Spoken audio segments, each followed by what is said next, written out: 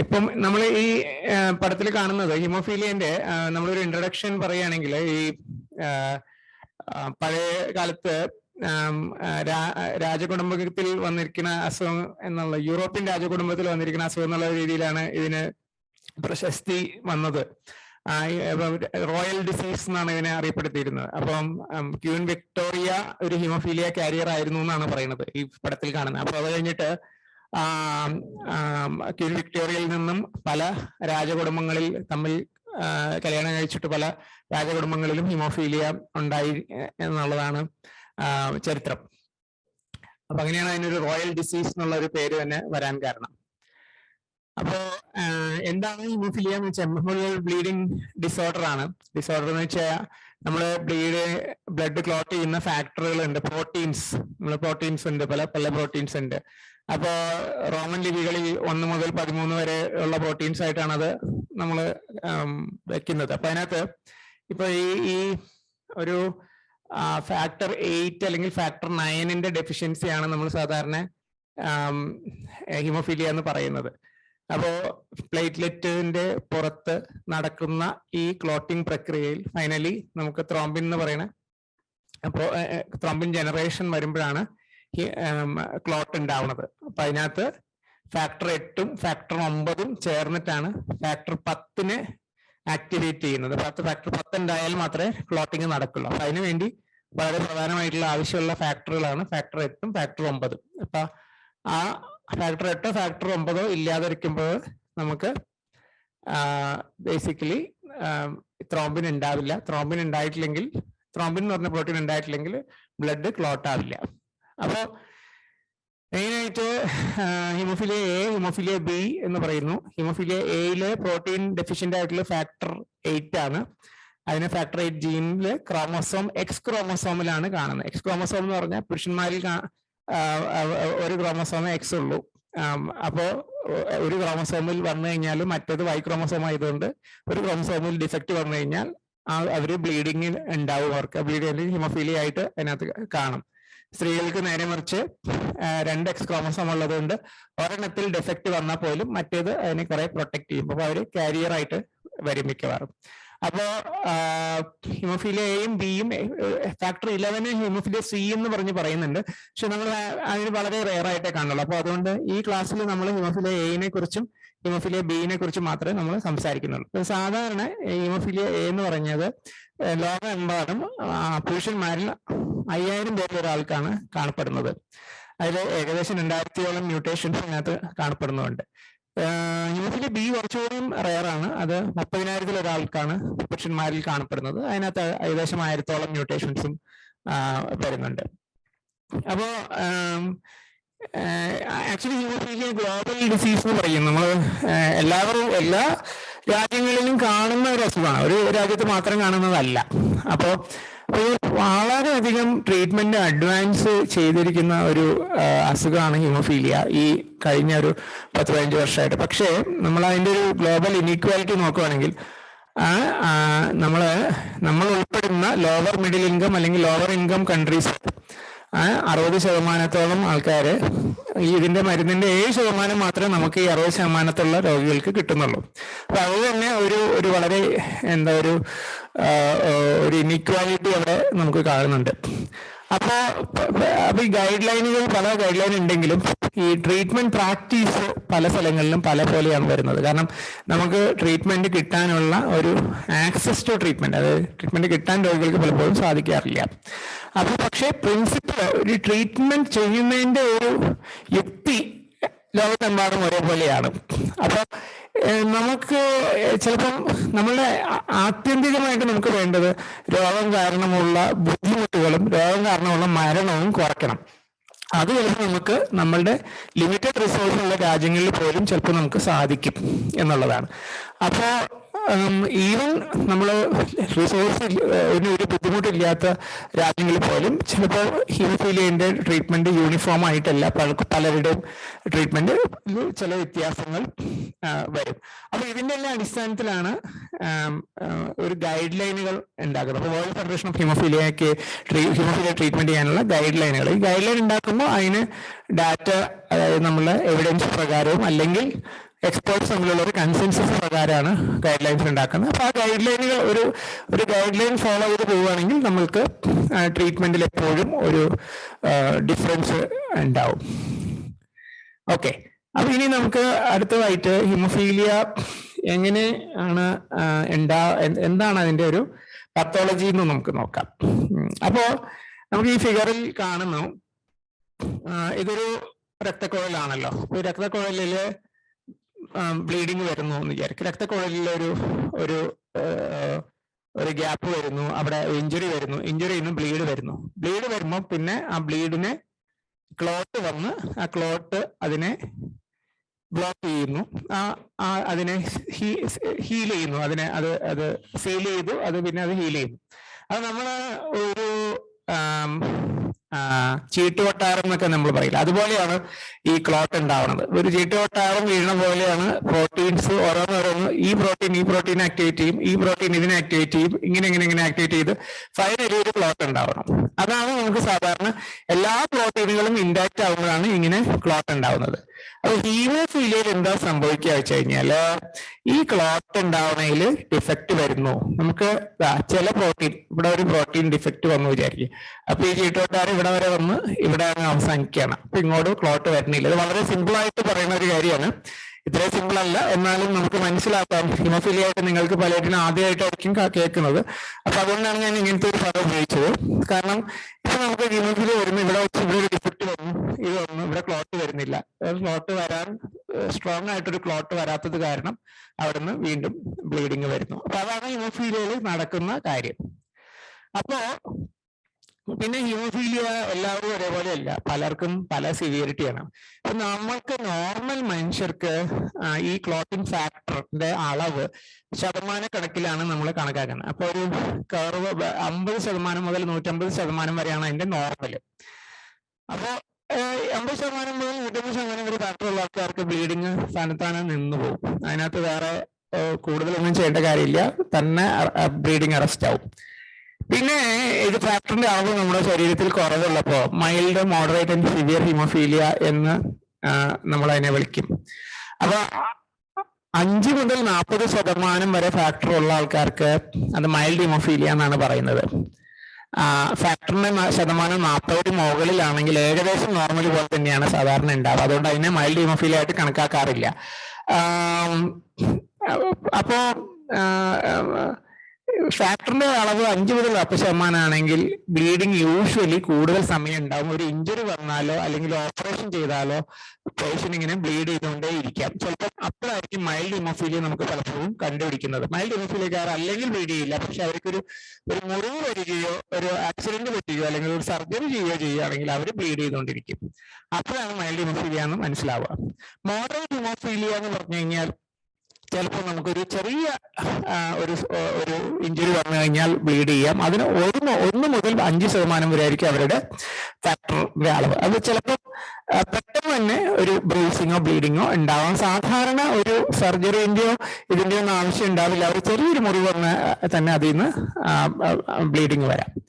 പിന്നെ severe haemophilia എന്ന് പറഞ്ഞ ഫാക്ടർ ലെവല് തീരെ ഇല്ല, 1% താഴെയാണുള്ളത്. അപ്പൊ അങ്ങനെയാണെങ്കിൽ അവർക്ക് ചിലപ്പോൾ ബ്ലീഡിങ് ഒരു കാരണം ഇല്ലാതെ തന്നെ ബ്ലീഡിങ് വരാം. സ്പോണ്ടേനിയസ് ആയിട്ട് മുറിവില്ലാതെ തന്നെ ബ്ലീഡിങ് വരുന്ന ആൾക്കാരാണ് സിവിയർ ഹിമോഫീലിയ. ഇതിൽ തന്നെ പെർസെൻറ്റേജ് വൈസ് മാത്രമല്ലാതെ തന്നെ ക്ലിനിക്കൽ സിവിയറിറ്റി ചിലപ്പോൾ ഇത്തിരി വ്യത്യാസം ഉണ്ടാവും. ചില ആൾക്കാർക്ക് 1.5% ഉണ്ടെങ്കിലും അവർ ചിലപ്പോൾ സിവിയർ ഹിമോഫീലിയ പോലെ ആയിരിക്കും ബിഹേവ് ചെയ്യുന്നത്. ചില ആൾക്കാർക്ക് 1% താഴെയാണെങ്കിലും അവർ ചിലപ്പോൾ മോഡറേറ്റ് ഹിമോഫീലിയ പോലെ ബിഹേവ് ചെയ്യും. അപ്പൊ ഇത് രണ്ടും തമ്മിൽ ചിലപ്പോൾ അങ്ങോട്ടും ഇങ്ങോട്ടും കുറച്ച് ഓവർലാപ്പ് ഉണ്ടാവാം. അപ്പൊ ഏകദേശം 2% താഴെയുള്ള ആൾക്കാർ ആണ് ഇങ്ങനെ കൂടുതലും ബ്ലീഡ് ചെയ്യാറ്. ഒരു 2% മുകളിലുള്ള ആൾക്കാർ അധികം ബ്ലീഡിങ് സാധാരണ കാണാറില്ല. അപ്പോ നമ്മൾക്ക് ഇത് കണ്ടുപിടിക്കുന്നത് ഏത് സമയത്താണെന്നും കൂടിയുണ്ട്. അപ്പൊ നമുക്ക് ജനറ്റിക് ഡിസീസ് ആണെന്ന് ഞാൻ പറഞ്ഞു, എക്സ് ക്രോമസോം വഴിയാണ് വരണേന്ന് പറഞ്ഞു. അപ്പൊ ഹിമോഫീലിയ ജീൻ എക്സ് ക്രോമസോമിലാണ്. അപ്പോ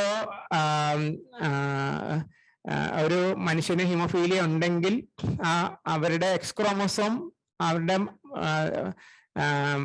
പെൺകുട്ടികളിലേക്കും ആണ് ട്രാൻസ്മിറ്റ് ആവാം, ആൺകുട്ടികളിലേക്ക് ട്രാൻസ്മിറ്റ് ആവില്ല. അപ്പോ പെൺകുട്ടികൾ ക്യാരിയർ ആയിരിക്കും. ഒരാള് ഒക്കെ ഹിമോഫീലിയ ഉണ്ടെങ്കിൽ ആ കുട്ടിയുടെ അയാളുടെ പെൺകുട്ടികൾ കാരിയർ ആയിരിക്കും, ആൺകുട്ടികൾക്ക് ഹിമോഫീലിയ ഉണ്ടാവില്ല. അപ്പോ കാരിയറിന് ഒരു ബേബി ഉണ്ടാവുകയാണെങ്കിൽ അവർക്ക് ഹിമോഫീലിയ, അതിന്റെ മകനാണെങ്കിൽ ചിലപ്പം ഹിമോഫീലിയ ഉണ്ടാവാനുള്ള സാധ്യതയുണ്ട്, ആൻഡ് മകളാണെങ്കിൽ അത് കാരിയർ ആവാനുള്ള സാധ്യതയുണ്ട്.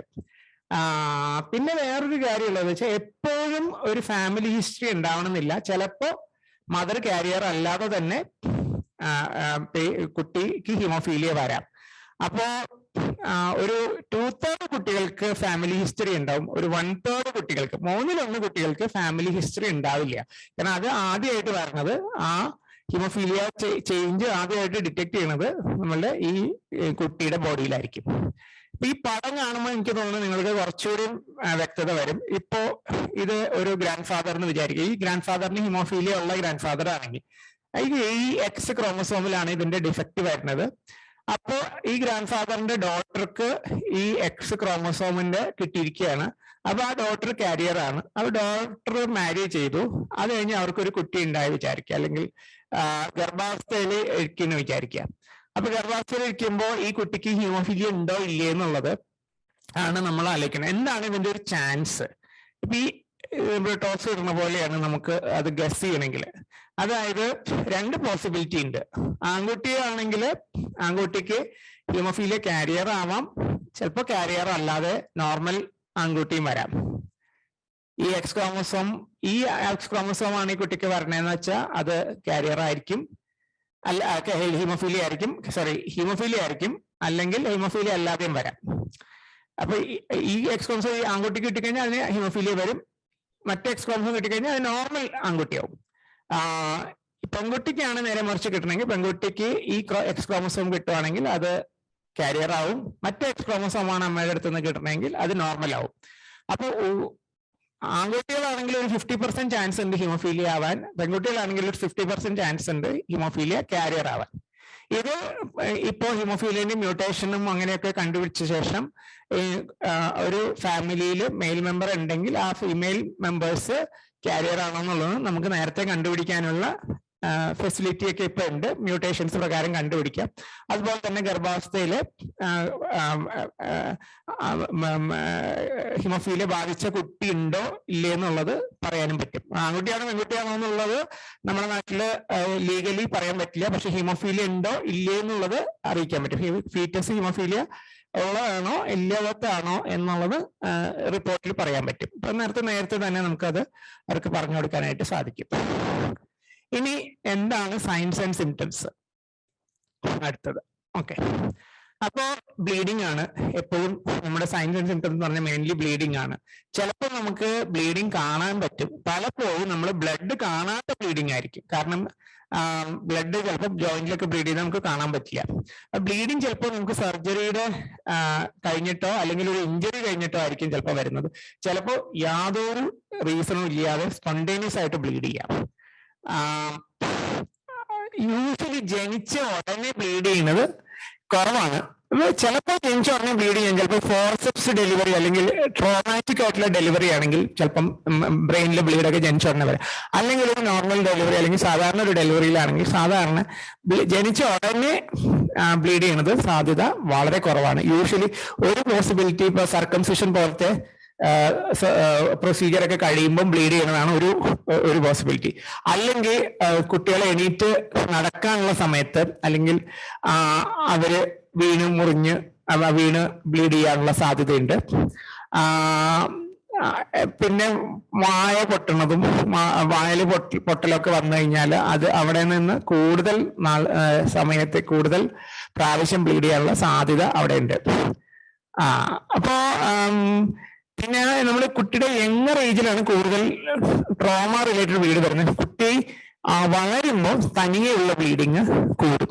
അതായത് തനിച്ച് വരുന്ന, അതായത് സ്പോണ്ടേനിയസ് ആയിട്ടുള്ള ബ്ലീഡിങ് ഉള്ള കുട്ടി വളർന്നു വരുമ്പോൾ കൂടും. തനിയെ വരുന്ന വലിയ കുട്ടിയാകുമ്പോൾ തന്നെയുള്ള ബ്ലീഡ്സ് സാധാരണ കൂടും. അപ്പൊ ഇതിനകത്ത് നമുക്ക് അറിയേണ്ടത് ഏറ്റവും കൂടുതൽ ഹിമോഫീലിയയിൽ ബ്ലീഡ് ചെയ്യുന്നത് ജോയിന്റിലാണ്.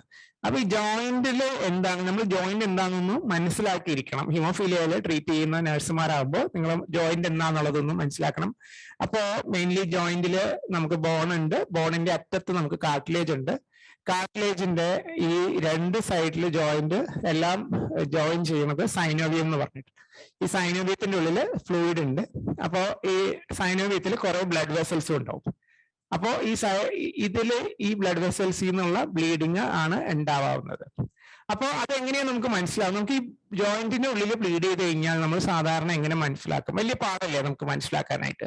അപ്പൊ ഏർലിയസ്റ്റ് സൈൻ ഉണ്ട്, പിന്നെ അത് നമുക്ക് ഏർലിയസ്റ്റ് സൈനൊക്കെ നമുക്ക് മനസ്സിലാക്കാൻ പറ്റുന്നത് ചിലപ്പോൾ ഒരു പേഷ്യന്റ് ഒരു പറയാൻ പറ്റുന്ന ഒരു കുട്ടിയോ മുതിർന്ന ആളാണെങ്കിൽ അവർ പറയും ചിലപ്പോൾ ഒരു പെരുപ്പ് പോലെ തോന്നും, അല്ലെങ്കിൽ ഒരു ബബ്ലിംഗ് സെൻസേഷൻ, ടിംഗ്ലിംഗ് സെൻസേഷൻ പോലെ വരും. അതുപോലെ തന്നെ നമ്മള് നമ്മുടെ ഡോർസൽ ആസ്പെക്ട് കൈ വെച്ചിട്ട് നോക്കുമ്പോൾ നമുക്ക് കുറച്ച് ഹീറ്റ് അവിടെ ജോയിന്റിൽ കിട്ടും. അപ്പൊ ഒരു ചെറിയൊരു സിംറ്റവും ഇത്തിരി ഹീറ്റും ഉള്ളതാണ് നമ്മുടെ ഫസ്റ്റ് സൈൻ യൂഷ്വലി ബ്ലീഡിങ്ങിന്റെ വരുന്നത്. കുറച്ചും കൂടി ബ്ലീഡിങ് വരുമ്പോൾ നമുക്കൊരു വിസിബിൾ, അപ്പൊ ആ സമയം ആദ്യം നമുക്ക് ജോയിന്റിന്റെ സ്വെല്ലിംഗ് കാണാൻ പറ്റില്ല, പക്ഷെ കുറച്ചുകൂടി ബ്ലീഡിങ് വരുമ്പോൾ ജോയിന്റിന്റെ സ്വെല്ലിംഗ് നമുക്ക് കാണാൻ പറ്റും. ജോയിന്റ് സ്വോളൺ ആയിട്ടിരിക്കും. പിന്നെ അപ്പൊ ഹീറ്റ്, സ്വെല്ലിങ്, പെയിനും കുറച്ച് ഒരു ബബ്ലിംഗ് സെൻസേഷൻ എന്ന് പറയുന്നത് കുറച്ചുകൂടി വലിയ ഇത് വരുമ്പോൾ നമുക്ക് പെയിനായി, ജോയിന്റ് പെയിനായി. ഈ ഒരു സമയത്താണ് മിക്കപ്പോഴും നമ്മളുടെ നാട്ടിൽ കൂടുതൽ ജോയിന്റ് ബ്ലീഡ് റെക്കഗ്നൈസ് ചെയ്യുന്നത് ഇപ്പോഴാണ്. ഏർലി ആയിട്ട് റെക്കഗ്നൈസ് ചെയ്യുന്നത് കുറച്ച് കുറവാണ്. അപ്പൊ ഏർലി ആയിട്ട് റെക്കഗ്നൈസ് ചെയ്യേണ്ട ഒരു ആവശ്യം കൂടി ഉണ്ട്. പലപ്പോഴും പല പേഷ്യൻസിനെ ഞാൻ കണ്ടിട്ടുണ്ട് വളരെ ലേറ്റ് ആയിട്ട് ഇങ്ങനെ വലിയൊരു സ്വെല്ലിംഗ് ആയിട്ട് വന്നും നല്ല വീർത്ത് പൊട്ടാവുന്ന പോലെ അത്രയും ടെൻസ് ആയിട്ടുള്ള ഒരു ഹെമറ്റോമ ആയിട്ട് വരും ചിലപ്പോ. അപ്പൊ അത് കഴിയുമ്പോൾ എന്താ സംഭവിക്കുക? വലിയൊരു സ്വെല്ലിംഗ് വരും, മസിൽ വേസ്റ്റഡ് ആവും, അപ്പുറത്തെ ഇപ്പുറത്തുള്ള മസിൽസ് എല്ലാം വേസ്റ്റഡ് ആവും, അതെല്ലാം ക്രോണിക് പെയിൻ വരും, ഭയങ്കര ലിമിറ്റഡ് മൂവ്മെന്റും വരും. അപ്പൊ അതാണ് അതൊരു ലേറ്റർ സ്റ്റേജസ് വരുന്നത്. എന്തുകൊണ്ടാണ് നമ്മൾ ഇങ്ങനെ ജോയിന്റിൽ പെയിൻ വരുന്നത്? പല ജോയിന്റ്സ് സ്പെസിഫിക് ആയിട്ട് ഇൻവോൾവ് ആണ്, ചില ജോയിന്റ്സ് നമ്മൾ ഇൻവോൾവ് ആയിട്ട് കാണാറില്ല. ഏറ്റവും കൂടുതൽ ഇൻവോൾവ്മെന്റ് വരുന്നത് സാധാരണ നീ ജോയിന്റ് ആണ്. ഈ മുട്ടാണ് ഏറ്റവും, ഈ രണ്ട് മുട്ടുകളാണ് ഏറ്റവും കൂടുതൽ ഹിമോഫീലിയയിൽ ഏറ്റവും ബ്ലീഡിങ് വരുന്ന ജോയിന്റ്. പിന്നെ ആംഗിൾ വളരെ കോമൺ ആണ്, എൽബോ ജോയിന്റ് വളരെ കോമൺ ആണ്. പിന്നെയുള്ളത് നമ്മൾ hip joint, shoulder joint, wrist joint, ഇതൊക്കെ കാണാം. സാധാരണ കാണാത്തത് നമ്മുടെ കൈയിന്റെ സ്മോൾ ജോയിന്റ്സ്, കൈ വിരലുകളുടെ ജോയിന്റ്സ് ഒന്നും സാധാരണ കാണാറില്ല. വളരെ ഇഞ്ചുറി വന്നാൽ മാത്രമാണ് അവിടെയൊക്കെ ബ്ലീഡിങ് വരാറുള്ളൂ. ഏറ്റവും കൂടുതൽ കാണുന്നത് സാധാരണ നീ ജോയിന്റിലാണ്. ഇനി നമ്മൾ എങ്ങനെയാണ് ഡയഗ്നോസിസിലേക്ക് കിടക്കുന്നത്? അപ്പൊ ഞാൻ നേരത്തെ പറഞ്ഞ പോലെ ഒന്ന് ജോയിന്റ് ബ്ലീഡിംഗ് ആണ് പ്രസന്റേഷൻ. അപ്പൊ ക്രോണിക് പെയിൻ, പിന്നെ അല്ലെങ്കിൽ ഫങ്ഷണൽ ലിമിറ്റേഷൻ ഓഫ് മൂവ്മെന്റ് ആണ് അതിനകത്ത് വരുന്നത്. ഇൻട്രാക്രേനിയൽ ബ്ലീഡിങ് ചിലപ്പോൾ ഫസ്റ്റ് പ്രസന്റ് ചെയ്യുന്നത് ഇൻട്രാക്രേനിയൽ ബ്ലീഡിംഗ് ആയിട്ടായിരിക്കും, പേഷ്യന്റ് ഡെത്ത് ആയിട്ടായിരിക്കും ചിലപ്പോൾ ആദ്യം വരുന്നത്. അതത്ര അല്ലെങ്കിൽ നമ്മൾ കോഗ്നിറ്റീവ് ഡിഫക്ട്സ്, ഹെഡ് ഏക്ക്, വോമിറ്റിംഗ് ഒക്കെ ആയിട്ടൊക്കെ ആയിരിക്കും ചിലപ്പോൾ ഫസ്റ്റ് പ്രസന്റേഷൻ ആയിട്ട് ചിലപ്പോൾ വരുന്നത്. ചിലപ്പം മസിൽ ബ്ലീഡിംഗ് ആയിട്ട് വരാം. മസിൽ ബ്ലീഡിംഗ് വന്നു കഴിഞ്ഞാൽ ഇപ്പൊ ഈ പിക്ചറിൽ കാണുന്നത് ഇപ്പൊ മസിൽ ബ്ലീഡ് വന്നു കഴിഞ്ഞാൽ ഭയങ്കര പെയിൻ, ക്രോണിക് പെയിൻ ആയിട്ടൊക്കെ പ്രസന്റ് ചെയ്യുക, അല്ലെങ്കിൽ ഹിമച്ചൂറിയ വരാം, അല്ലെങ്കിൽ പോസ്റ്റ് സർജിക്കൽ എന്തെങ്കിലും സർജറി ചെയ്ത് കഴിഞ്ഞിട്ടുള്ള ബ്ലീഡിംഗ് ആയിട്ട് വരാം. അപ്പൊ നമ്മൾ ബ്ലീഡിംഗ് ആയിട്ട് വരുന്ന ഒരു പേഷ്യന്റിന് ഫാമിലി ഹിസ്റ്ററി ഞാൻ നേരത്തെ പറഞ്ഞ പോലെ 3-2 കുട്ടികൾക്ക് അല്ലെങ്കിൽ 3-2 ആൾക്കാർക്ക് ഫാമിലി ഹിസ്റ്ററി ഉണ്ട്. അപ്പൊ എപ്പോഴും ഒരു ഫാമിലി ഹിസ്റ്ററി നിങ്ങൾ ചോദിക്കണം. ഫാമിലി ഹിസ്റ്ററി ഉണ്ടെങ്കിൽ അത് നമുക്ക് വളരെ ഹെൽപ്ഫുൾ ആയിരിക്കും. അതിൽ തന്നെ ഫാക്ടർ 8 ആണോ ഫാക്ടർ 9 ആണോ ഡെഫിഷ്യൻസി എന്നൊക്കെ നമുക്ക് ഫാമിലി ഹിസ്റ്ററിയിൽ തന്നെ ചിലപ്പോൾ നമുക്ക് മനസ്സിലാക്കാൻ പറ്റും.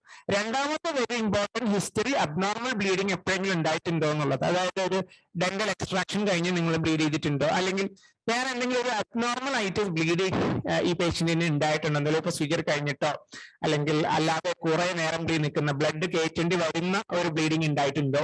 ചിലപ്പോൾ അങ്ങനെയായിരിക്കും പറഞ്ഞത്, നിങ്ങൾക്ക് ഒരു കുപ്പി ബ്ലഡ് കയറ്റേണ്ടി വന്നു, അപ്പൊ ബ്ലഡ് കയറ്റി വന്ന ബ്ലീഡിംഗ് എന്ന് പറഞ്ഞാൽ അത് എന്തായാലും അബ്നോർമൽ ആണ്. അപ്പൊ ഇങ്ങനെ ഹിസ്റ്ററിയിൽ നിന്നും നമുക്ക് പല കാര്യങ്ങളും നമുക്ക് പുതിയതായിട്ടൊരു പേഷ്യന്റിനെ നിങ്ങൾക്ക് ചിലപ്പോൾ കണ്ടുപിടിക്കാൻ പറ്റും. ഈ 2 ഹിസ്റ്ററി നിങ്ങൾ വളരെ സ്ട്രോങ് ആയിട്ട് ചോദിക്കുകയാണെങ്കിൽ ചിലപ്പോൾ അങ്ങനെ പറ്റും.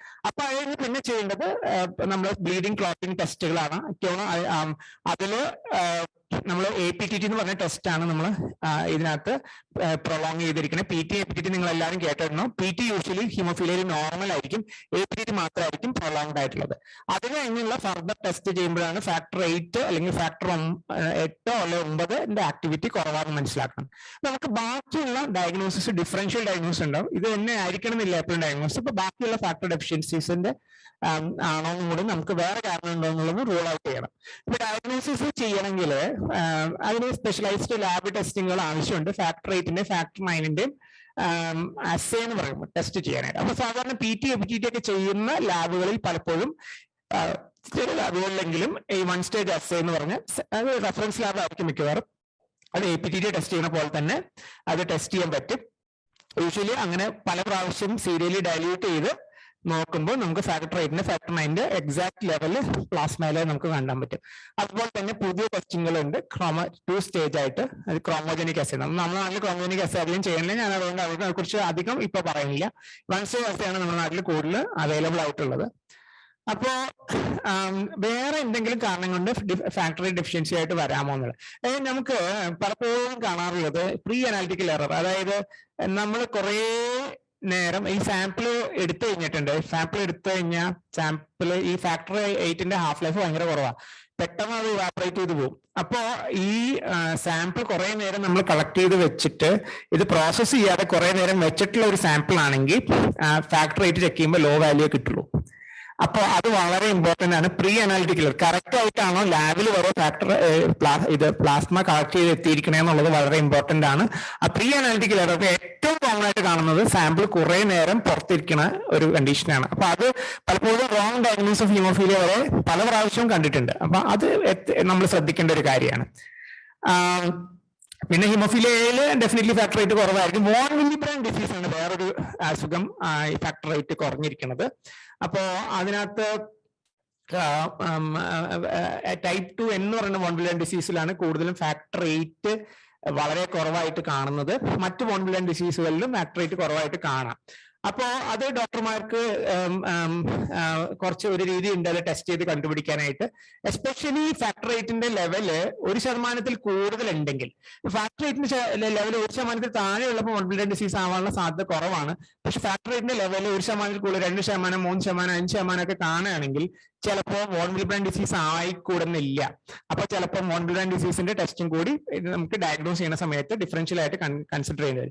അക്വയർഡ് ഹീമോഫീലിയ എന്ന് പറയുന്ന കണ്ടീഷൻ ഉണ്ട്. പക്ഷെ അത് കൂടുതലും ഓൾഡർ ഏജ് ഗ്രൂപ്പിൽ അല്ലെങ്കിൽ പ്രഗ്നൻസി ഡെലിവറി കഴിഞ്ഞിട്ടുള്ള പേഷ്യൻസിന് റെയർ ആയിട്ടുള്ള അസുഖമാണ്. പക്ഷെ അത് വേറൊരു ടൈപ്പാണ് അസുഖം വരുന്നത്. അത് SLE എന്നൊക്കെ പറയുമ്പോൾ അസുഖം പറഞ്ഞ പോലെ വരുന്ന ഒരു അസുഖമാണ് അക്വയർഡ് ഹീമോഫീലിയ. അപ്പൊ ഇത്രയും കാര്യങ്ങൾക്ക് ഫാക്ടർ 8 കുറവ് കാണാം.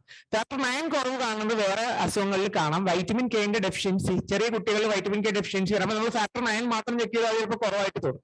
അപ്പൊ അതെല്ലാം അതിന്റെ ഫാലസീസ് ആണ്. അപ്പൊ നമുക്ക് അതും കൂടി നമ്മുടെ മനസ്സിൽ വേണം. വൈറ്റമിൻ കെ ഡെഫിഷ്യൻസിയിലും ഫാക്ടർ 9 കുറയാം. ലിവറിന് അസുഖമുള്ള കുട്ടികൾക്ക് പലപ്പോഴും നമ്മൾ ചിലപ്പോൾ ഒരു ലിവർ ഫെയിലിയർ ഉള്ള കുട്ടിയായിരിക്കും നമുക്ക് ബ്ലീഡിംഗ് ആയിട്ട് ഞാൻ പല പ്രാവശ്യം കണ്ടിട്ടുണ്ട്. ചെറിയ കുട്ടികൾ ലിവർ ഫെയിലിയർ ഉള്ള കുട്ടികൾക്ക് ബ്ലീഡിംഗ് ആയിട്ട് വരും, നമ്മുടെ അടുത്തേക്ക് വരും. അതേ നമ്മൾ നോക്കുമ്പോഴായിരിക്കും അത് ലിവർ ഡിസീസ് ആണെന്ന് മനസ്സിലാവുക. അപ്പൊ അതും എല്ലാ ഫാക്ടർ 9 കുറയുന്ന പേഷ്യൻസും ഹീമോഫീലിയ അല്ല, വൈറ്റമിൻ കെ ഡെഫിഷ്യൻസി ലിവർ ഡിസീസിലൊക്കെ അത് സംഭവിക്കാം. Now coming to medical management. അപ്പോ ബ്ലീഡ് എപ്പോഴും ക്വിക്കായിട്ട് ട്രീറ്റ് ചെയ്യണമെന്നാണ് പറയുന്നത്. അപ്പം ഹീമോഫീലിയയില് ഇപ്പൊ 2 കുട്ടികളുടെ കഥയാണ് ഇപ്പൊ ഈ പടങ്ങളിൽ നമ്മൾ കാണുന്നത്. മഞ്ഞ ഷർട്ട് ഇട്ട കുട്ടിയും നീല ഷർട്ട് ഇട്ട കുട്ടിയുണ്ട്. അപ്പൊ നമുക്ക് നോക്കാം ഇവർക്ക് എന്താ സംഭവിക്കണേ എന്നുള്ളത്. മഞ്ഞ ഷർട്ട് ഹീമോഫീലിയ 2 പേർക്കുണ്ട് കേട്ടോ. അപ്പൊ 2 പേരും കളിച്ചു, അവർ വീണു, 2 പേരുടെയും മുട്ടിന് എന്തോ ബ്ലീഡ് വന്നിട്ടുണ്ട്. അപ്പൊ ഒരാളുടെ വീട്ടിൽ അവർക്ക് പോയിട്ട് അയാൾക്ക് ഉടനെ തന്നെ ഫാക്ടർ കിട്ടി, മറ്റേ ആള് വീണ്ടും കുറെ നേരം കളഞ്ഞു. അപ്പൊ ബേസിക്കലി ഇതിന്റെ ഡോക്മ എന്താണെന്ന് വെച്ചാൽ if in doubt don't wait എന്നാണ്. ഇപ്പൊ നമ്മൾ ബ്ലീഡ് ഉണ്ടോ എന്ന് സംശയം ഉണ്ടെങ്കിൽ അത് പിന്നെ ബ്ലീഡ് ഉണ്ടെന്ന് ഉറപ്പാക്കേണ്ട കാര്യമില്ല. നമ്മൾ ബ്ലീഡ് ഇങ്ങനെ ഒരു സാഹചര്യം ഉണ്ടായാൽ ഉടനെ ട്രീറ്റ് ചെയ്യണം എന്നുള്ളതാണ്. അപ്പൊ എന്താണെന്ന് വെച്ച് കഴിഞ്ഞാല് ഇപ്പൊ നമ്മൾ നോക്കും, മഞ്ഞ ഷർട്ട് ഇട്ട കുട്ടിക്ക് വൈകുന്നേരം 3 മണിയൊക്കെ, ഒരു 6 മണി 9 മണിയൊക്കെ ആയപ്പോഴേക്കും അത് സുഖമായിട്ടിരുന്ന് പുസ്തകം വായിച്ചുകൊണ്ടിരിക്കണം, നല്ല സുഖമായിരിക്കണം. മറ്റേ കുട്ടിക്ക് ഫാക്ടർ കിട്ടണത് 9-6 മണിക്കൂറിന് ശേഷമാണ്. അപ്പോഴാണ് ഐസ് വെക്കണതും ഫാക്ടർ വെക്കണതും ഒക്കെ. അപ്പോ ആദ്യത്തെ കുട്ടിക്ക് എന്താ സംഭവിക്കുക, അവൻ സുഖമായിട്ട് തിരിച്ച് സ്കൂളിൽ പോകണം, മറ്റേ ആൾക്ക് ഫാക്ടർ കിട്ടിയത് ലേറ്റ് ആയി. അപ്പൊ എന്റെ ജോയിന്റിലെ ഡാമേജ് ഓൾറെഡി ആയി, അപ്പൊ ക്രച്ചസിലായി. അപ്പൊ ഇതാണ് ഇൻ ജനറൽ നമുക്ക് പെട്ടെന്ന് ട്രീറ്റ് ചെയ്യുന്നതിന്റെ ഒരു വളരെ പ്രധാനമായിട്ടുള്ള കാര്യം. നമുക്ക് പെട്ടെന്ന് ട്രീറ്റ് ചെയ്താലാണ് നമുക്ക് ജോയിന്റിന്റെ ഡാമേജസ് ഒഴിവാക്കാനായിട്ട് സാധിക്കുകയുള്ളത്. അപ്പൊ പിന്നെ നമുക്ക് വേറെ എന്തൊക്കെ നമുക്ക് ഫാക്ടർ കൊടുക്കണം. ഫാക്ടർ ചിലപ്പോൾ നമുക്ക് പെട്ടെന്ന് ഇച്ചിരി സമയം എടുക്കേണ്ടത് നമുക്ക് ഫാക്ടർ കിട്ടാനായിട്ടില്ലെങ്കിൽ നമുക്ക് ആശുപത്രി പോകാനായിട്ടില്ല. നമുക്ക് അങ്ങനെയുണ്ടെങ്കിൽ ബാക്കി എന്തൊക്കെ ചെയ്യും? ഫാക്ടർ അല്ലാതെ നമുക്ക് ഫാക്ടർ ഏറ്റവും പെട്ടെന്ന് കൊടുക്കണം. പക്ഷെ ഫാക്ടർ കൊടുക്കാതെ നമ്മൾ എന്തൊക്കെ അഡ്വൈസ് ചെയ്യാൻ പറ്റും? ഫാക്ടർ റീപ്ലേസ്മെന്റ് കൊടുക്കുകയാണെങ്കിൽ പോലും ബാക്കിയുള്ള ഈ കാര്യങ്ങൾ ചെയ്യണം. Rest, ice, compression, elevation. RICE എന്നാണ് അതിന് പറയാം. അപ്പൊ റെസ്റ്റ് എന്ന് വെച്ചാൽ arm or leg should rest on a പില്ലോയിൽ നമുക്ക് റെസ്റ്റ് ചെയ്യണം. കൈ ആണെങ്കിൽ നമ്മൾ ഒരു സ്ലിംഗ് ഇട്ട് റെസ്റ്റ് ചെയ്യാം. അത് കഴിഞ്ഞിട്ട് പേഷ്യന്റ് മൂവ് ചെയ്യരുത്, അനങ്ങാതെ കിടക്കണം. പിന്നെ ഐസ് പാക്ക്, എന്ന് പറഞ്ഞ ഐസാണ്. ഐസ് പാക്ക് ഒരു ഡാം ടവലിൽ പൊട്ടിയിട്ട് 5 മിനിറ്റ് ഇവിടെ വെക്കുക, 10 മിനിറ്റ് വെക്കാതിരിക്കുക. 5 മിനിറ്റ് വെക്കുക, 10 മിനിറ്റ് വെക്കാതിരിക്കുക. അപ്പൊ അങ്ങനെ അത് ഫർദർ പെയിനും കുറയ്ക്കും, ഫർദർ ബ്ലീഡിങ്ങും കുറയ്ക്കും. പിന്നെ അത് കഴിഞ്ഞിട്ട് നമുക്ക് ചെയ്യാവുന്നത് ജോയിന്റിനെ ഒന്ന് കംപ്രസ് ചെയ്യുക എന്നുള്ളത്. അതെല്ലാം കഴിഞ്ഞിട്ട് ഒരു ഇലാസ്റ്റിക് സ്റ്റോക്കേജ് അല്ലെങ്കിൽ ഒരു ബാൻഡേജോ ഇട്ടിട്ട് അപ്പൊ അതെന്താ ഹെൽപ്പ് ചെയ്യുക? അത് ജോയിന്റിന്റെ മൂവ്മെന്റ് കുറയ്ക്കും ആൻഡ് ഓൾസോ ഫർദർ ബ്ലീഡിങ്ങും കുറയ്ക്കും. പിന്നെ എലവേഷൻ ചെയ്യുന്നത് raise the area that is bleeding above the level of the heart. അപ്പൊ കണ്ടില്ല, ഇപ്പൊ കിടന്ന് കാല് പൊക്കി വെക്കുക, കൈ ആണെങ്കിൽ കൈ ഒരു സ്ലിങ്ങിൽ ഇടുക. അപ്പൊ അബോവ് ദ ലെവൽ ഓഫ് ഹാർട്ടിൽ വെച്ച് കഴിഞ്ഞാൽ നമുക്ക് അതിന്റെ ബ്ലീഡിങ് കുറയ്ക്കാൻ പറ്റും. ഓക്കെ. പിന്നെ ഫാക്ടർ റീപ്ലേസ്മെന്റ് എങ്ങനെയാ കൊടുക്കാൻ പറ്റുക എന്നുള്ളത്. ഫാക്ടർ റീപ്ലേസ്മെന്റ് എപ്പോഴും നമുക്ക് IV ആയിട്ട് ഇഞ്ചക്ട് ചെയ്തേ കൊടുക്കാൻ പറ്റുള്ളൂ. നിങ്ങൾക്ക് പ്രധാനമായിട്ട് അറിയേണ്ട കാര്യം, ഇത് ഓറൽ മെഡിസിൻ അല്ല, ഇഞ്ചക്ഷൻ ആയിട്ടേ നിങ്ങൾക്ക് കൊടുക്കാൻ സാധിക്കുള്ളൂ. അപ്പോ ഫാക്ടർ എപ്പോഴും ഫാക്ടർ കോൺസെൻട്രേറ്റ്സ്, ഫാക്ടർ 8ന്റെ ഫാക്ടർ 9ന്റെയും കോൺസെൻട്രേറ്റ്സ് ഉണ്ട്. അത് നമ്മൾ റീകോൺസ്റ്റിറ്റ്യൂട്ട് ചെയ്തിട്ട് IV ആയിട്ട് കൊടുക്കാം. അപ്പോ ചിലപ്പം ചില ബ്ലഡ് ബാങ്ക് പ്രോഡക്ട്സ് ഉണ്ട്, ക്രയോപ്രസിപിറ്റേറ്റ് FFP-ലൊക്കെ കുറച്ച് ഫാക്ടർ ഉണ്ടാവാം. ക്രയോപ്രസിപിറ്റേറ്റിൽ ഫാക്ടർ 8 ഉണ്ട്, FFP-ൽ ഫാക്ടർ 8ഉം ഫാക്ടർ 9ഉം ഉണ്ട്. അപ്പോ പക്ഷെ അത് നമുക്ക് ഫാക്ടർ ഫാക്ടറാണ് എപ്പോഴും നല്ലത്. ഫാക്ടർ കിട്ടാതിരിക്കുന്ന അവസരത്തിൽ മാത്രമേ നമ്മൾ അങ്ങനെയൊക്കെ ചെയ്യാറുള്ളൂ. പിന്നെ മൈൽഡ് ഹിമോഫീലിയ എയിലോ അല്ലെങ്കിൽ വോൺ വില്ലിബ്രാൻഡ് ഡിസീസിലോ നമുക്ക് DDAVP എന്ന് പറയുന്ന ഒരു മെഡിസിൻ ഒന്നല്ലെങ്കിൽ നേസൽ സ്പ്രേ ആയിട്ടോ അല്ലെങ്കിൽ സബ്ക്യൂട്ടേനിയസ് ഇഞ്ചക്ഷൻ, സ്കിന്നിന്റെ അടിയിലുള്ള ഇഞ്ചക്ഷൻ ആയിട്ടോ നമുക്ക് കൊടുക്കാവുന്നതാണ്. അതാണ് മറ്റൊരു. പിന്നെ ഉള്ളത് നമുക്ക് എന്താ ചെയ്യാൻ പറ്റുക, വേറെ അഡീഷണൽ ആയിട്ടുള്ള കാര്യം എന്ന് വെച്ചാൽ നമുക്ക് പെയിൻ മെഡിക്കേഷൻസ് കൊടുക്കാം. ഞാൻ പെയിൻ മെഡിക്കേഷൻ കുറിച്ച് വേറൊരു സ്ലൈഡ് കാണിച്ചു തരാം, ഏതൊക്കെ കൊടുക്കാൻ പാടില്ല എന്നുള്ളത്. പിന്നെ ആന്റി ഇൻഫ്ലമേറ്ററി മെഡിസിൻസ് നമുക്ക് കൊടുക്കാം. പിന്നെ നമുക്കൊരു ഡോസിങ് ഷെഡ്യൂൾ ചെയ്യണം, ഫാക്ടർ എങ്ങനെയൊക്കെ കൊടുക്കണ്ടേ എന്നുള്ളത്, എപ്പോഴൊക്കെ കൊടുക്കണ്ടേ എന്നുള്ളത്.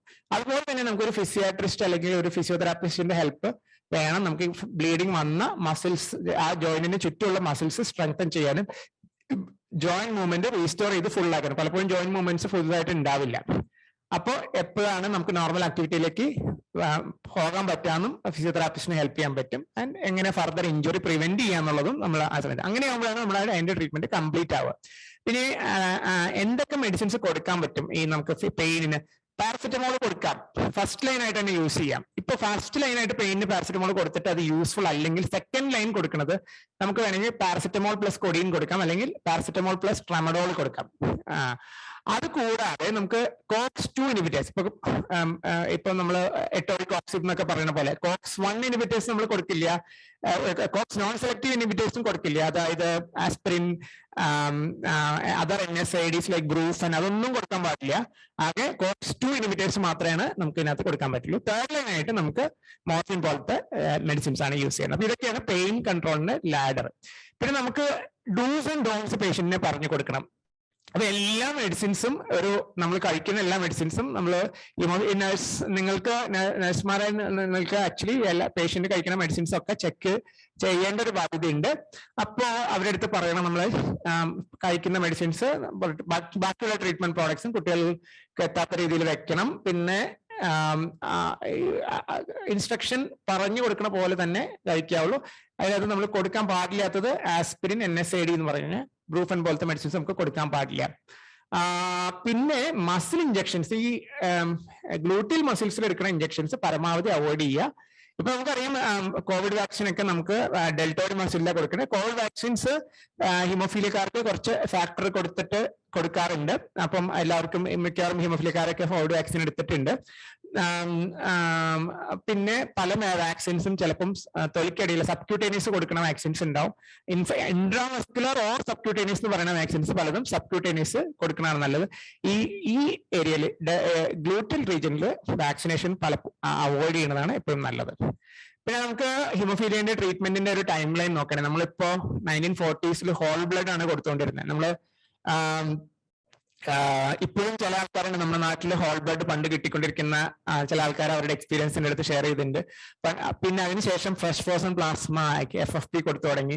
അതിനുശേഷം ക്രയോപ്രസിപ്പിറ്റേറ്റ് എന്ന് പറഞ്ഞ് കണ്ടുപിടിച്ചു. പിന്നെ പ്ലാസ്മ ഡിറൈവ്ഡ് ഫാക്ടർ കോൺസെൻട്രേറ്റ് കണ്ടുപിടിച്ചു. പിന്നെ പ്ലാസ്മ ഡിറൈവിൽ തന്നെ കുറച്ചുകൂടി സോഫിസ്റ്റിക്കേറ്റഡ് ആയിട്ടുള്ള മെഡിസിൻസ് വന്നു. പിന്നെ ഫാക്ടർ ജീൻ ക്ലോൺ ചെയ്തു. അത് കഴിഞ്ഞ് പിന്നെ റീകോമ്പിനന്റ് ഫാക്ടേഴ്സ് 2000s മുതൽ കണ്ടുപിടിച്ചു. പിന്നെ അത് കഴിഞ്ഞിട്ട് ജീൻ തെറാപ്പി ട്രയൽസ് തുടങ്ങി, ഹോം ഇൻഫ്യൂഷൻസ് വന്നു. അങ്ങനെ നോക്കുമ്പോൾ മെയിൻലി ലൈഫ് സ്പാൻ ഓൾസോ, ഈ പണ്ട് ലൈഫ് സ്പാൻ 10-15 വർഷം വരെ ജീവിച്ചിരുന്നുള്ള ഹിമോഫീലിയ ഉള്ള ആൾക്കാര് ടോൺസിലെക്ടമി കഴിഞ്ഞ് വരെ മരിച്ചു പോകുന്ന മൈൽഡ് ഹിമോഫീലിയാക്സിന്റെ കുറെ സ്റ്റോറീസ് ഒക്കെ മെഡിക്കൽ ജേർണൽസിലുണ്ട്. അപ്പൊ അത് ഇപ്പോ വെസ്റ്റേൺ കൺട്രീസിൽ ഹിമോഫീലിയക്കാര് നോർമൽ ലൈഫ് സ്പാൻ വരെ എത്തി നിൽക്കുന്ന ഒരു ഘട്ടത്തിലാണ് നമ്മൾ നിൽക്കുന്നത്. അപ്പോ സോറി, ഇത് ഇൻഹിബിറ്ററിന്റെ കാര്യം ഞാൻ പിന്നീട് വരാം. സ്ലൈഡ് മാറിപ്പോയി. അടുത്തത് നമ്മൾ സർജിക്കൽ മാനേജ്മെന്റ് ആണ്. അപ്പൊ സർജിക്കൽ മാനേജ്മെന്റിൽ എനിക്ക് തോന്നുന്നത് ഏറ്റവും കോമൺ ആയിട്ട് നിങ്ങൾ അറിഞ്ഞിരിക്കേണ്ടത് ഡെന്റൽ ആണ്. ഡെന്റൽ കാരണം കമ്മ്യൂണിറ്റിയിൽ ഏറ്റവും കൂടുതൽ ആവശ്യം ഡെന്റൽ കെയർ അറിഞ്ഞിരിക്കുക എന്നുള്ളതാണ്. അപ്പൊ എല്ലാ ആൾക്കാരെയും പോലെയും ഹിമോഫീലിയ ആൾക്കാർക്കും സാധാരണ ഡെന്റൽ പ്രോബ്ലം ഉണ്ടാവും.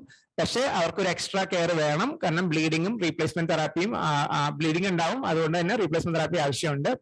അപ്പൊ നമ്മൾ സാധാരണ ട്വൈസ് എ ഡേ ടീത്ത് ബ്രഷിങ്ങും ഡെന്റൽ ഫ്ലോസിങ്ങും അഡ്വൈസ് ചെയ്യാറുണ്ട്. ഫ്ലൂറൈഡ് ഉള്ള ടൂത്ത് പേസ്റ്റ് തന്നെയാണ് പറയുന്നത് പല്ലിനും ഗംസിനും ഒക്കെ സ്ട്രെങ്ത് വരാനായിട്ട്. And regular 6 monthly dental examination നമ്മൾ അവരെ അഡ്വൈസ് ചെയ്യണം. കുട്ടികളിൽ കൂടുതലും ഓറൽ ബ്ലീഡിംഗ് ആണ് കോമൺ ആണ്. പലപ്പോഴും ഡെന്റൽ പ്രൊസീജിയേഴ്സിന് നമ്മളൊരു ഒരു ഇന്റർവെൻഷനും ഇല്ല എന്ന് പറയാം. നമ്മളൊന്നും പല്ല് പറിക്കണം കൂടി ഇല്ല, ഒന്നും ജസ്റ്റ് ഒന്ന് നോക്കാൻ മാത്രമേ ഉള്ളൂ എന്ന് ചിലപ്പോൾ നമുക്കും പറയണേ. പക്ഷേ ഡോക്ടറിന്റെ അടുത്ത് സ്പെസിഫിക്കലി ചോദിക്കണം നിങ്ങൾ ലോക്കൽ അനസ്തീഷ്യ കൊടുക്കണ്ടോ എന്നുള്ളത്. ഈ ലോക്കൽ അനസ്തീഷ്യ കൊടുക്കണമെങ്കിൽ പോലും നമ്മൾ ഫാക്ടർ ആണ്. കാരണം ലോക്കൽ അനസ്തീഷ്യ ഫാക്ടർ കൊടുക്കാതെ ലോക്കൽ അനസ്തീഷ്യ കൊടുത്തു കഴിഞ്ഞാൽ നന്നായി ബ്ലീഡ് ചെയ്യും, നല്ല ബ്ലീഡ് ചെയ്യുന്ന സ്ഥലമാണ്. അതുകൊണ്ട് ലോക്കൽ അനസ്തീഷ്യ കൊടുക്കണമെങ്കിൽ പോലും ഫാക്ടർ കൊടുക്കണം. അപ്പൊ ഇൻ ജനറൽ എന്ത് ട്രീറ്റ്മെന്റ് പ്ലാനും സർജിക്കൽ ആയിട്ടുള്ള എന്ത് ട്രീറ്റ്മെന്റ് പ്ലാനും ഹിമോഫീലിയ യൂണിറ്റിലെ ഡോക്ടർമാരുമായിട്ട് ഡിസ്കസ് ചെയ്യണം. ആ പ്രൊഫൈലാക്ടിക് അതിനു മുമ്പ് ഫാക്ടർ കവർ കൊടുക്കണം നമ്മൾ സാധാരണ. അപ്പോ സാധാരണ ക്ലിനിക്കൽ എക്സാമിനേഷനും എക്സ്റേയും ഒക്കെ നമ്മൾ നോക്കും.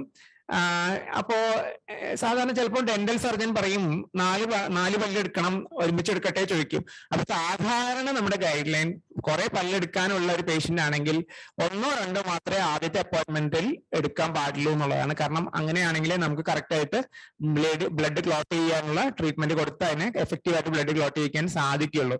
അപ്പോ മാത്രമല്ല, ഒരിക്കൽ ഡെന്റൽ പ്രൊസീജിയർ കഴിഞ്ഞു കഴിഞ്ഞാൽ കുറെ നേരം ഒബ്സർവ് ചെയ്യണം പേഷ്യൻസിനെ, കുറച്ച് മണിക്കൂറുകളോളം ഒബ്സർവ് ചെയ്യണം. ഇൻഫാക്ട് ദൂരെയുള്ള പേഷ്യൻസിന്റെ അടുത്ത് പിറ്റേ ദിവസം മാത്രമേ തിരിച്ചു പോകാനായിട്ട് പറയുള്ളൂ. കാരണം ചിലപ്പോൾ കുറച്ച് കഴിഞ്ഞ് ബ്ലീഡിങ് വരാനുള്ള സാധ്യതയുണ്ട്. അപ്പോൾ എങ്ങാനും ബ്ലീഡിങ് വരികയാണെങ്കിൽ അഡീഷണൽ ഫാക്ടർ കൊടുക്കണം, ഹിമോഫീലിയ യൂണിറ്റിൽ കാണിക്കണം. ഇത് ഫാക്ടർ കൊടുത്താൽ മാത്രം പോരാ, നമ്മളൊരു മൾട്ടി ഡിസിപ്ലിനറി പോലെ ഡെന്റൽ സർജനും പേഷ്യന്റിനെ കണ്ട് ആ സൈറ്റിൽ നോക്കണം എന്താണെന്നുള്ളത്. അവിടെ എന്തെങ്കിലും ഒരു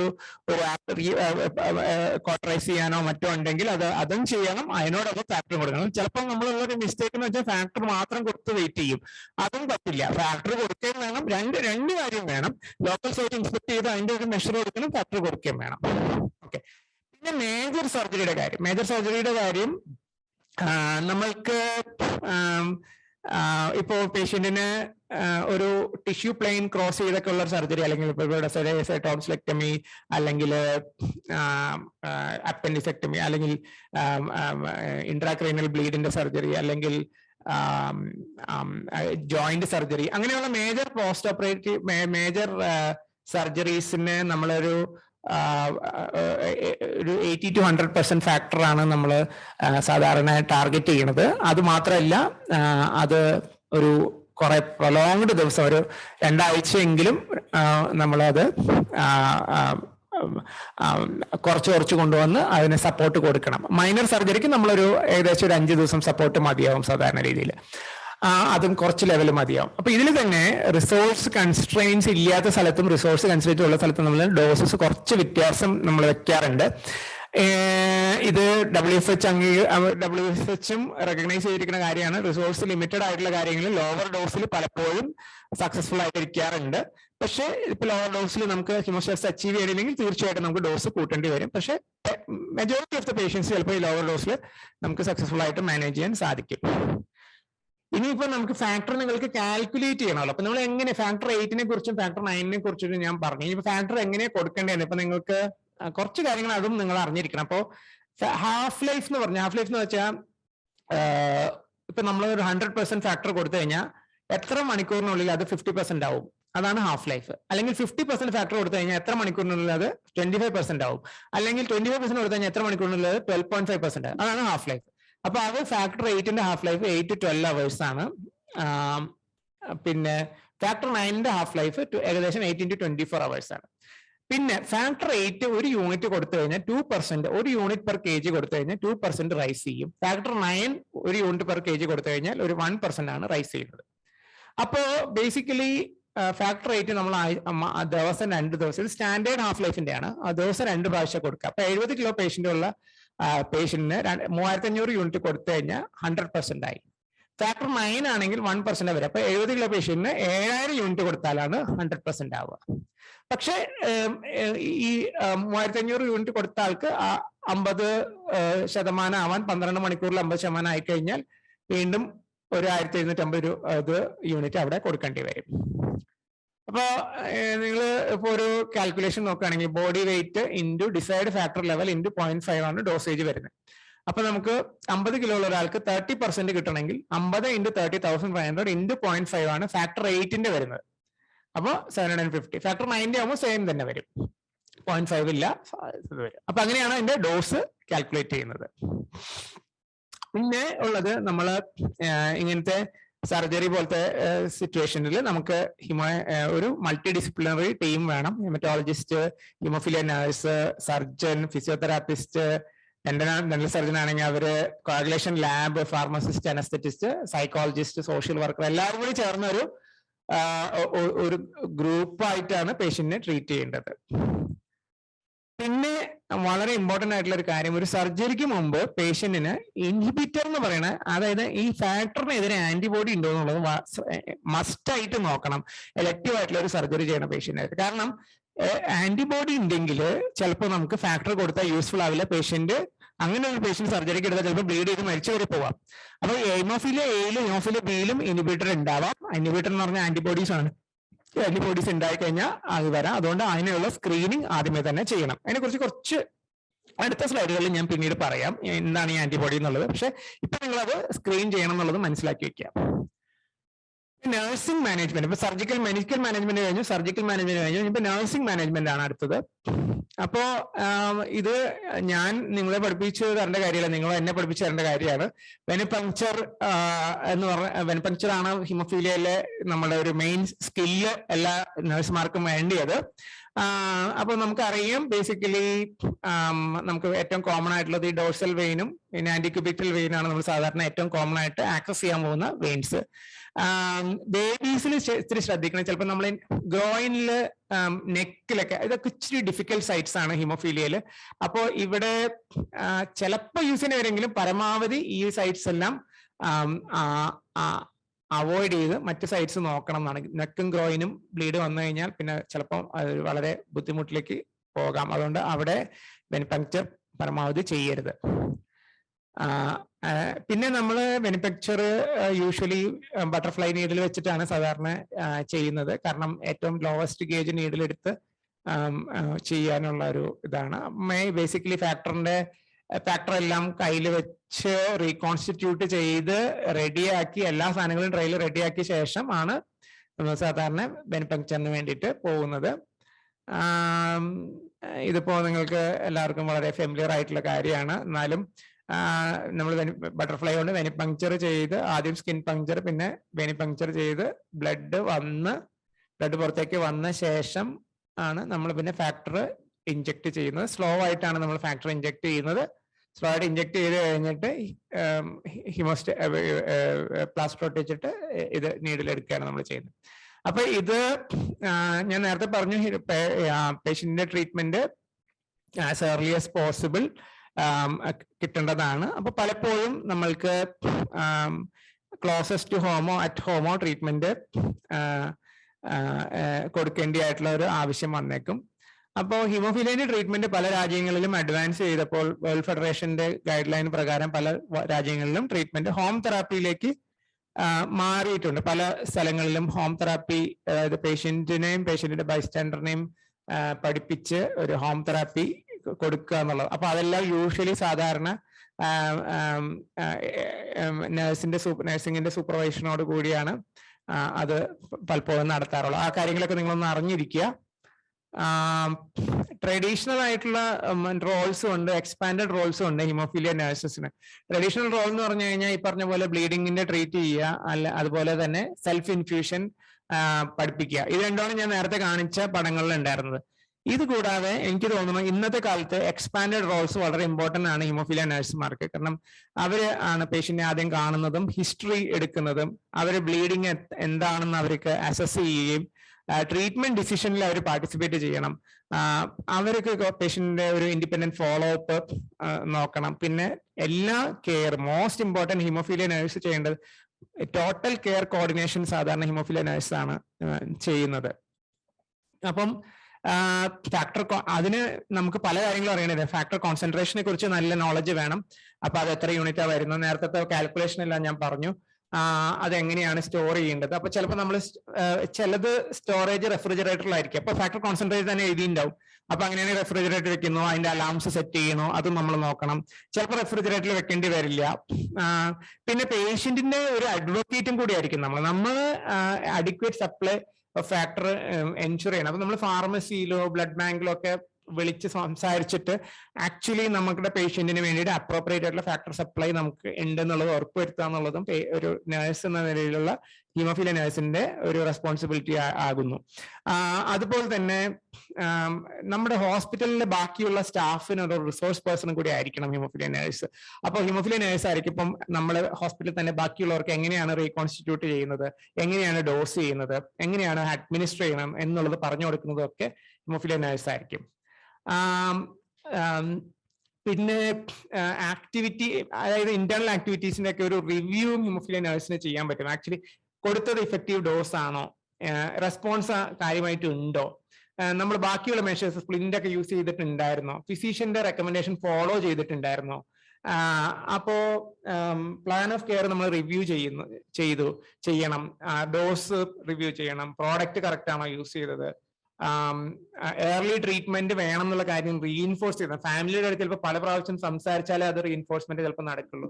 പിന്നെ ഫാമിലി ആയിട്ടുള്ള കണ്ടിന്യൂസ് ആയിട്ട് എൻഗേജ് ചെയ്തിരിക്കണം. പല ഫാമിലീസും ചിലപ്പോൾ അത്ര ഫോർത്ത് കമ്മിങ് ആയിരിക്കില്ല. അപ്പൊ അവരുടെ അടുത്ത് ഇങ്ങനെ ക്വസ്റ്റ്യൻ ചോദിച്ച് അവരുടെ കാര്യങ്ങൾ മനസ്സിലാക്കിയൊക്കെ ചെയ്യണം.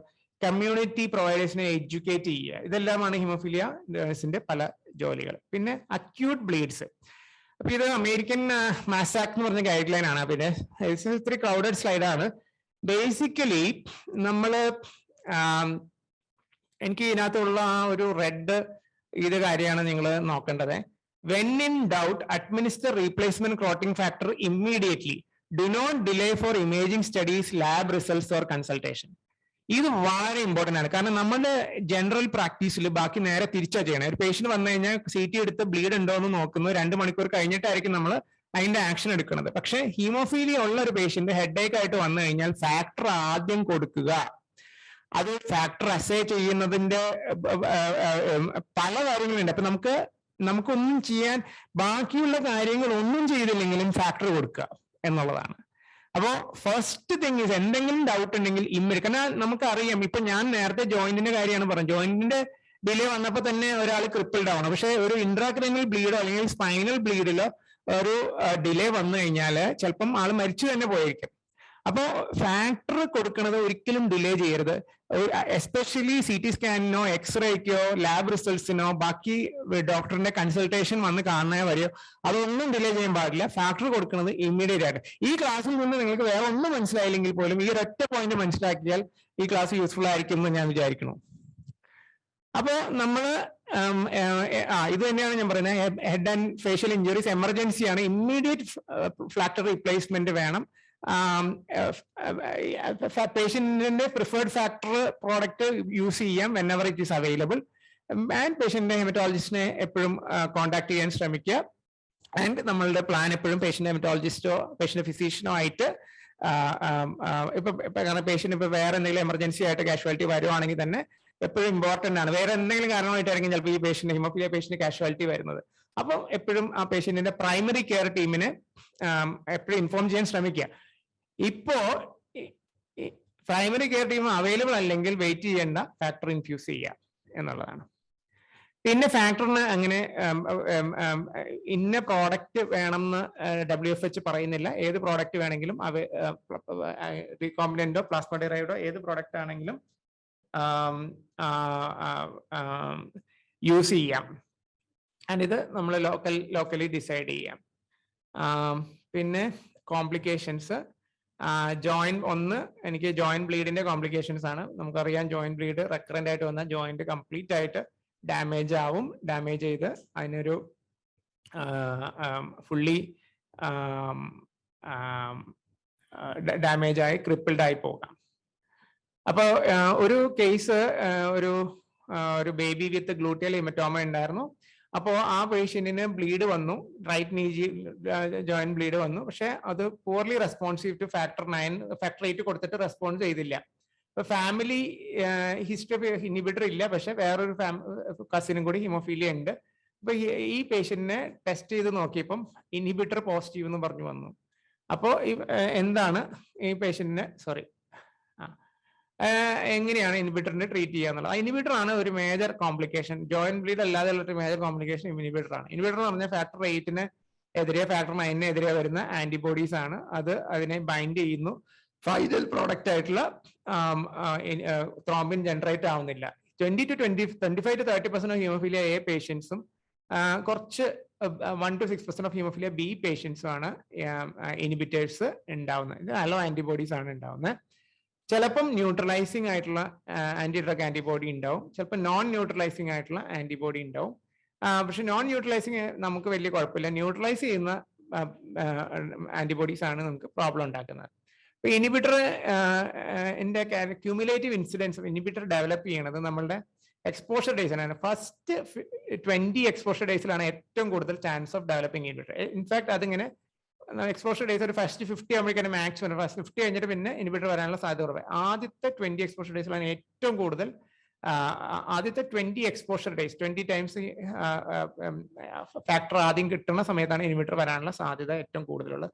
ഇൻഹിബിറ്ററിന്റെ റിസ്ക് ഏറ്റവും കൂടുതൽ ജനറ്റിക് ആണ്. ജനറ്റിക് റിസ്ക് ഫാക്ടറിലാണ് ഇൻഹിബിറ്റർ കൂടുതൽ വരുന്നത്.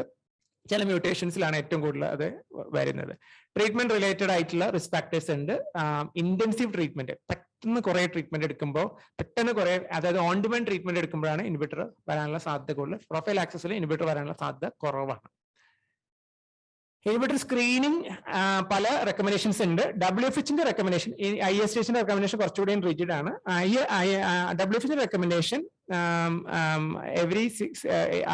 After initial factor exposure screen ചെയ്യണം. പിന്നെ എവറി 6 to 12 months, പിന്നെ അറ്റ്ലീസ്റ്റ് എവറി ആനുവലി ആണ് പറയുന്നത്. പിന്നെ ഇന്റൻസീവ് ഫാക്ടർ ഒരു 5 ദിവസം അടുപ്പിച്ചൊക്കെ ഫാക്ടർ കൊടുക്കുകയാണെങ്കിൽ ഒരു വിത്തിൻ 4 weeks ഇൻഹിബിറ്റർ ടെസ്റ്റ് ചെയ്യണം. പിന്നെ റെക്കറന്റ് ബ്ലീഡിങ് വരുവാണ്. CFC കൊടുത്തിട്ട് ഫാക്ടർ കൊടുത്തിട്ട് റെക്കറന്റ് ബ്ലീഡ് ആണെങ്കിൽ, അല്ലെങ്കിൽ CFC കൊടുത്ത് റെസ്പോണ്ട് ചെയ്യാത്ത പേഷ്യൻസ് ആണെങ്കിൽ ഇൻഹിബിറ്റർ സ്ക്രീൻ ചെയ്യണം. ലോവർ ഫാക്ടർ റിക്കവറി ലെവൽ ആണെങ്കിലും അത് ചെയ്യണം. സർജറിക്ക് മുമ്പ് നമുക്ക് ഇൻഹിബിറ്റർ സ്ക്രീനിങ് നേരത്തെ ഞാൻ മെൻഷൻ ചെയ്തിരുന്നു. അല്ലെങ്കിൽ പോസ്റ്റ് ഓപ്പറേറ്റീവ് ആയിട്ട് റെസ്പോൺസ് കുറവാണെങ്കിൽ ഇൻഹിബിറ്റർ സ്ക്രീൻ ചെയ്ത് നോക്കണം.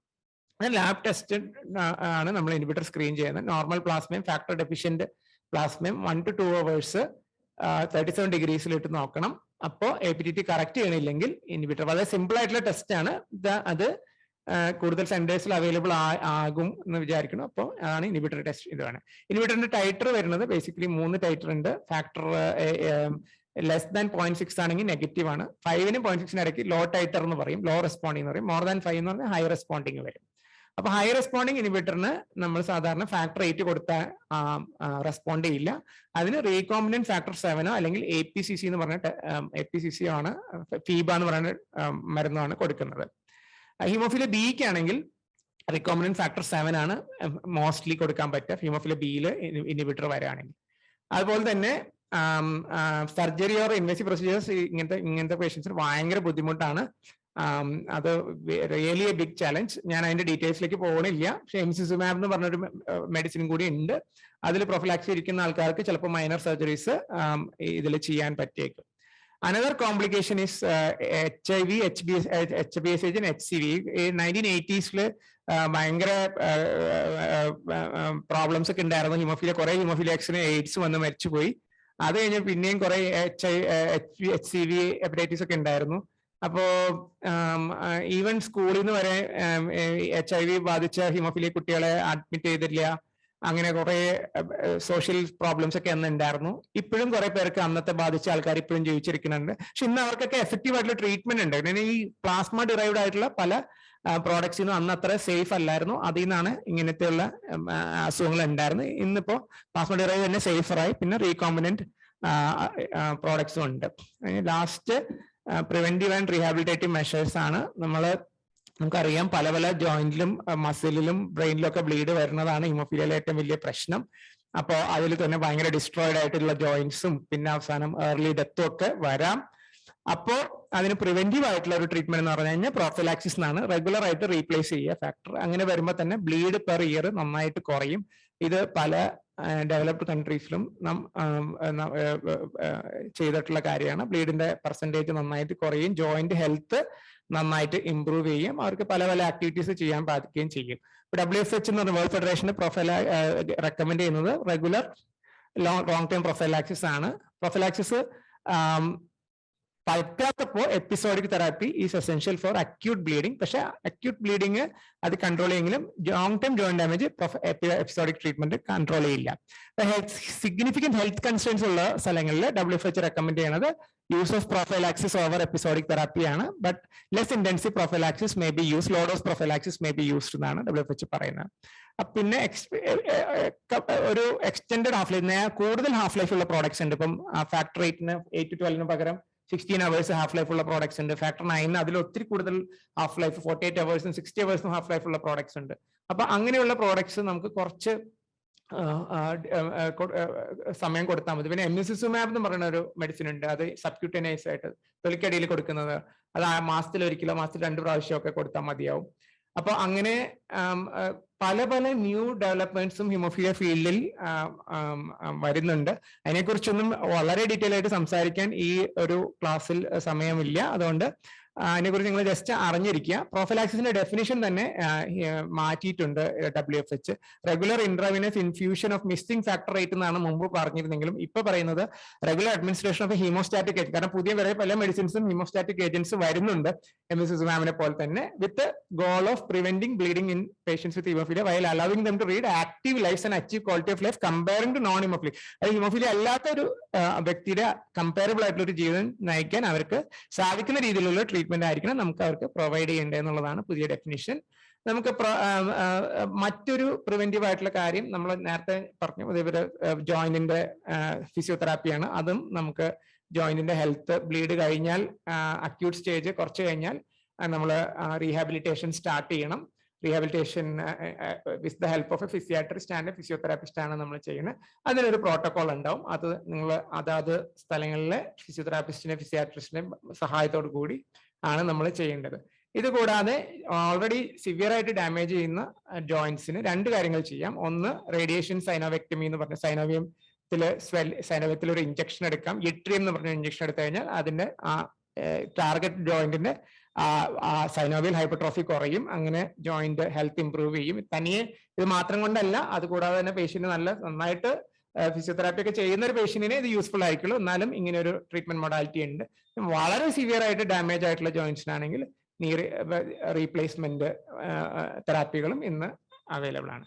അപ്പോൾ ഇത് ഇൻ നട്ഷൽ ഇപ്പൊ ഇത്രയും കാര്യങ്ങളാണ് എനിക്ക് പറയാനുള്ളത്. ഈ 1 മണിക്കൂർ സമയം കൊണ്ട് നിങ്ങൾക്ക് എത്രത്തോളം മനസ്സിലായെന്ന് അറിഞ്ഞുകൂടാ, പക്ഷെ ഞാനിവിടെ നിർത്തുന്നു. Thank you.